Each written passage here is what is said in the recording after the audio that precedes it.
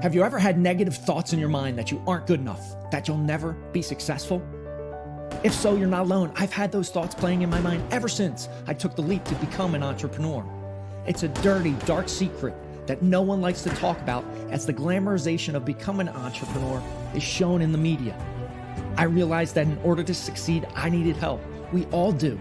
So I decided to go all in on myself, spending thousands of hours in the trenches, reading, joining groups, listening to podcasts, hiring coaches to develop a bulletproof morning routine for success. Join me on my journey as together we build our morning fire to ignite our lives as entrepreneurs.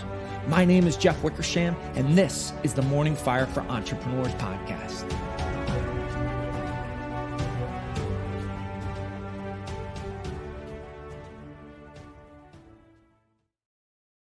Welcome to the show. I am excited to have special guest Josh Little on the show today. Josh, welcome to the show.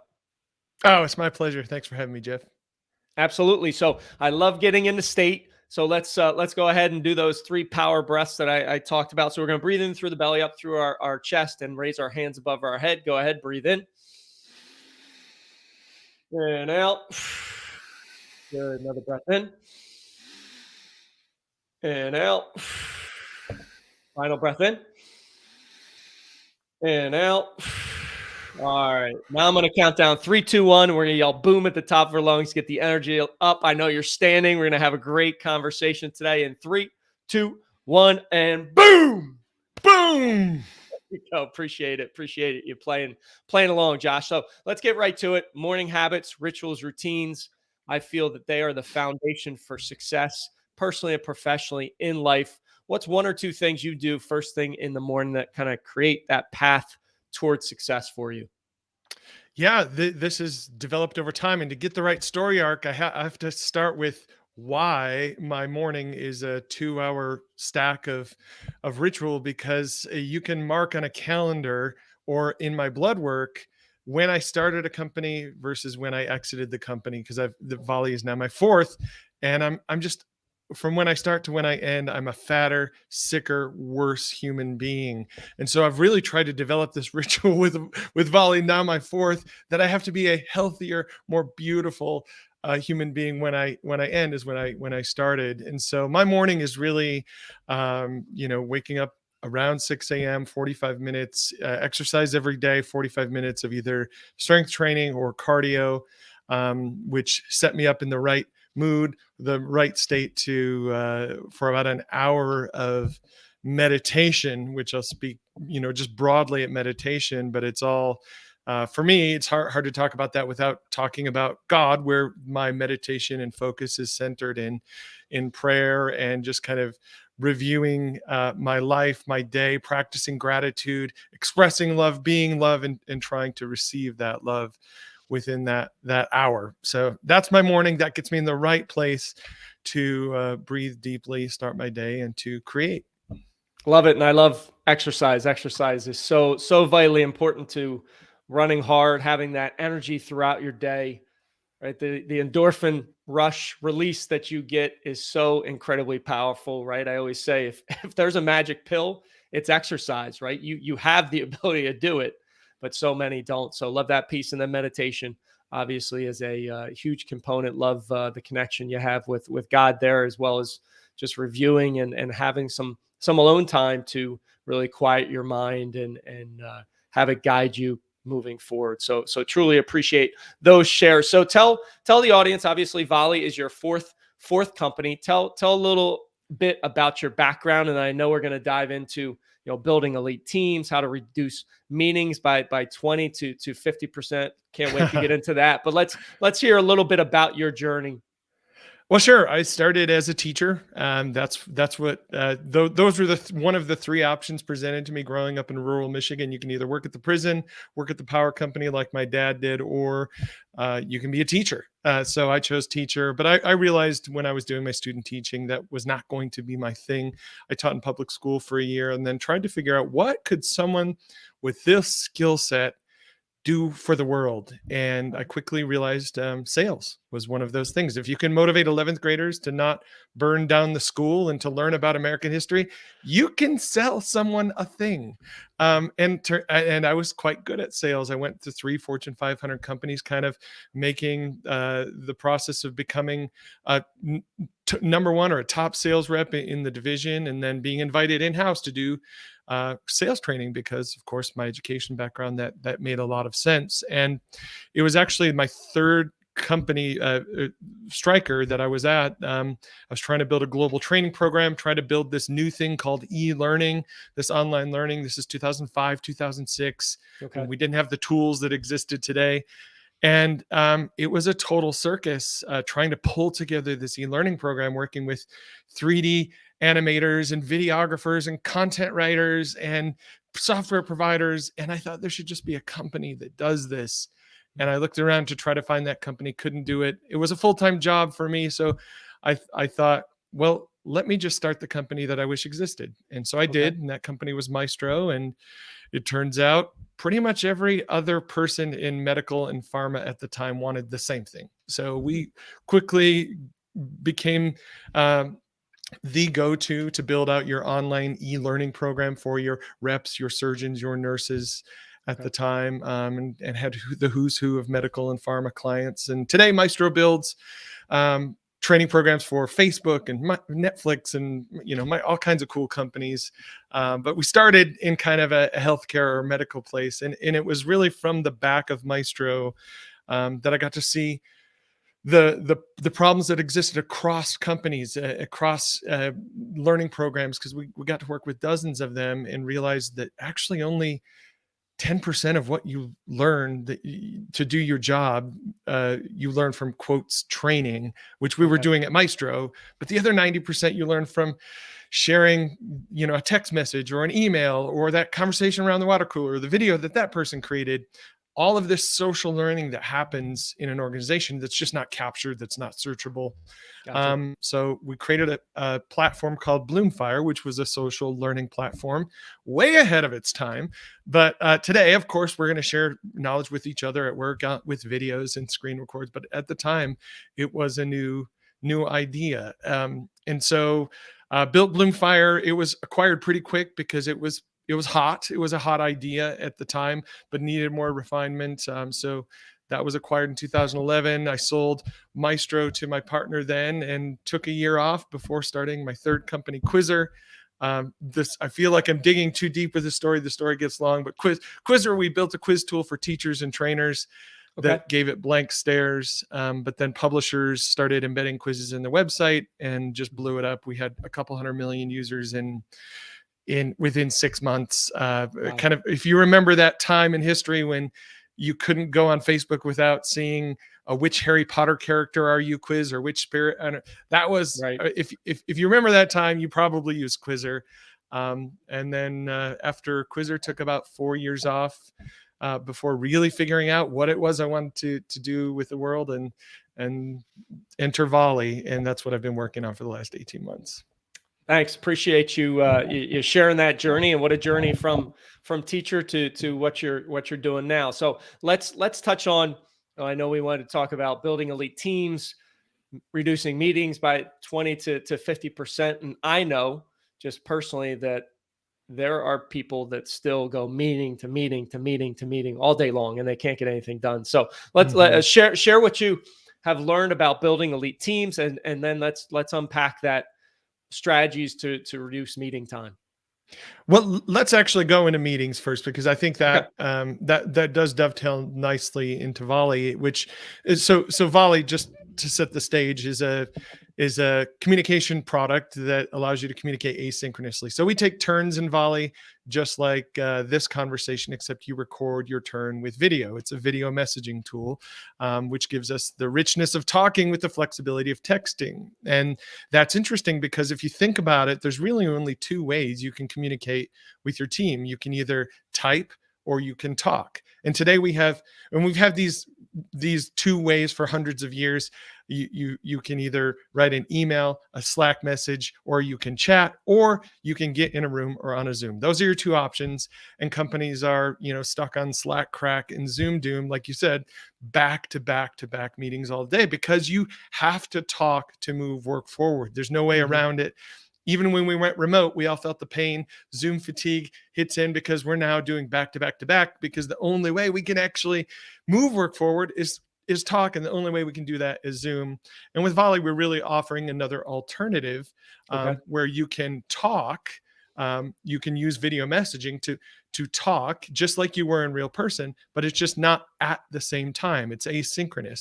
So most meetings don't really need to be at the same time. You don't need to listen to me while I talk, and I don't need to listen to you while you talk. And by just creating that little separation, we create all sorts of benefits. I can now listen to you at 2x, because I can listen to speech sped up 2 to 3 times faster than you can speak it. You can speak 7 times faster than you can type it.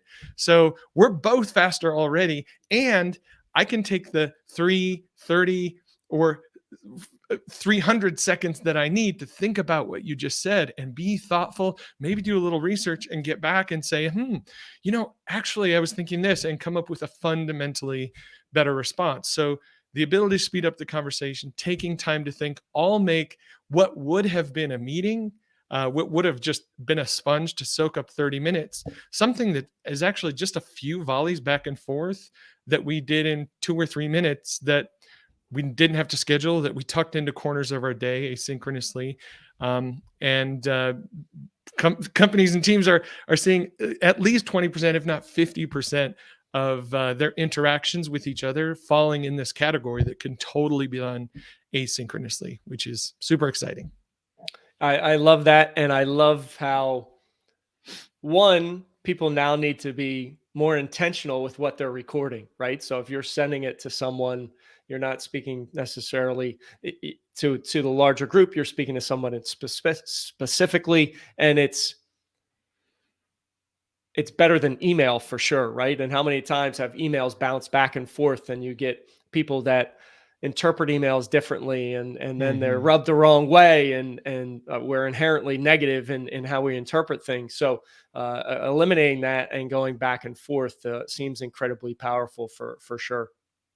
If it matters how you say it, not just what you say, then absolutely, because email or text-based communication is only 7% of the communication picture. The rest is filled in with tone of voice, what we Right. sound like when we say it, and what we look like when we say it. It's why we're on this call looking at each other now, and not just emailing this interview back and forth. It'd be pretty terrible probably if we were, and it'd take 7 times the amount of time to say what we're trying to say. So for all of those reasons, we're trying to give you the speed and the richness of talking, but give you that flexibility of texting. So it's very much a new type of communication, and the world's trying to figure out, like, how do we use this and where do we fit this into corners of our day. And so that it's just been really exciting to work with our users and see meetings fall by the wayside, increase connection with remote teams, and just fundamentally better communication, because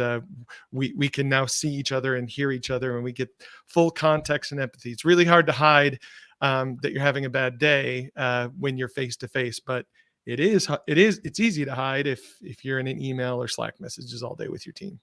Right, right. So true. And then obviously it's a new platform change for people to adopt, absorb, push out. How has the marketplace been reacting to Volley and the customers that have been using it? Well, actually, we built Volley to help teams move work forward. That Okay. was our initial thought. Like, oh, this, the remote, the pandemic hits, everyone's working remote. The world needs a new way to communicate that increases connection and all of these things. So that was our deliberate strategy in building Volley, and it's been great. We've got thousands of teams using it. But the thing that's actually taking off faster than that we didn't build it for is all of these little communities that are popping up. These, Okay.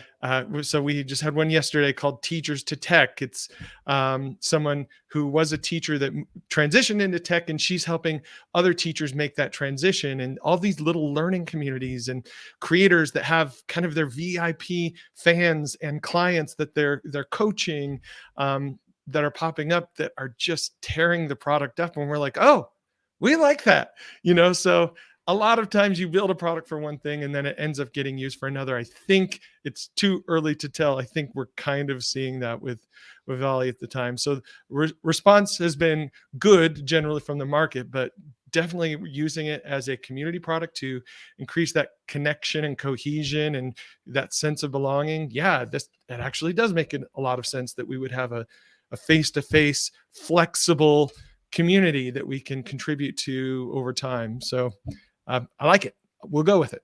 There you go. And so that leads in kind of to the next question. I know you wanted to talk about going from 0 to 1, but then also finding your first 10, 100,000 customers. So shed some light on those two pieces. Yeah. So it's a question I get quite often about from entrepreneurs. Like, how do I find my first 10 customers? How do I know if this is even a thing? How can I even figure this out? And so it's what I spend a lot of time myself trying to figure out a process for this. And I teach it at universities and places I speak.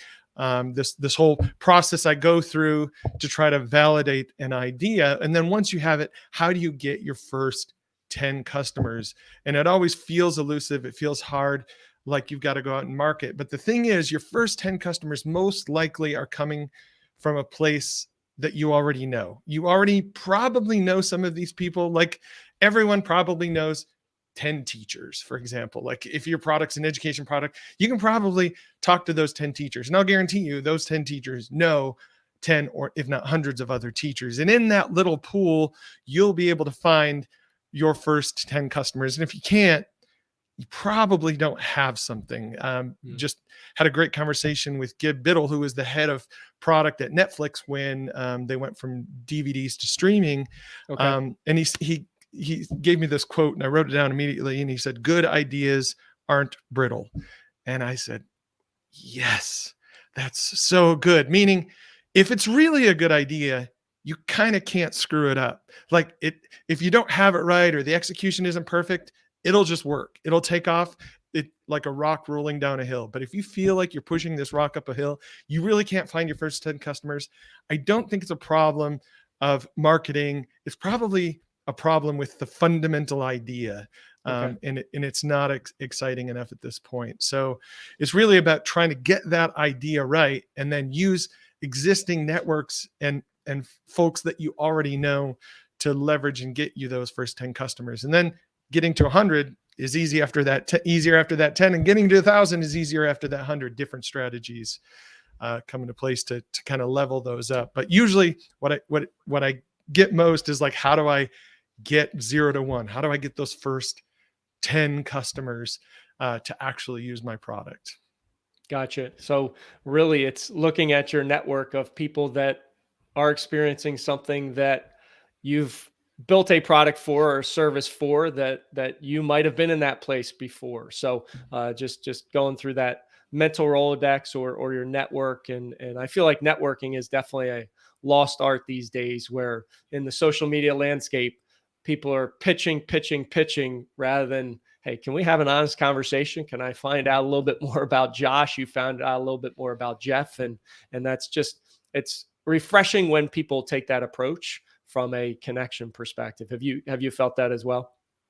Absolutely. We see it with our whole user base of Volley, just how the one-to-one dynamic is still king. Just the personal connection still makes the difference. I know if I were to send, we have about 50 investors in Volley. If I were to send Okay. an email to all of them or a Volley to all of them, and just say, hey, I need this, I'd get probably 0 offers. But if I went to each of them and just said, hey, I need this, hey, I need this, hey, and called them by name, reached out, tailored that message, I'll get 50 offers to help, 50 intros, 50 whatever. So it's really about reaching out to the one person, the one individually. It's It's not putting a Facebook post out that's like, hey, I'm working on this product, because you're going to get your mom to give you a thumbs up and, a Right. cousin to say this, whatever. But when you reach out to an individual, it's like, hey, I'm working on this. I could really use your help. Do you know any? That's when the magic happens. It's that personal connection.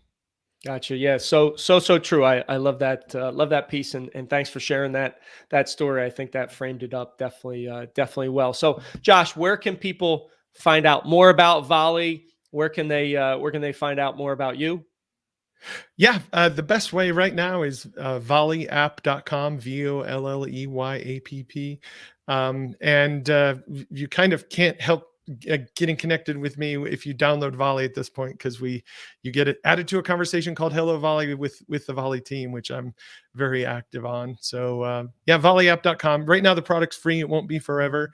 So if you grab the product right now, my promise to the world is what's free will remain free. So yeah, go grab it while it's hot. Love it. Thank you, Josh, so much for being on the show. You bet. It's been my pleasure. Thanks, Jeff. Thanks for listening. Thanks for watching. Have an amazing rest of your day. Rise, fight, love, repeat. Get after it. And I'll talk to you soon.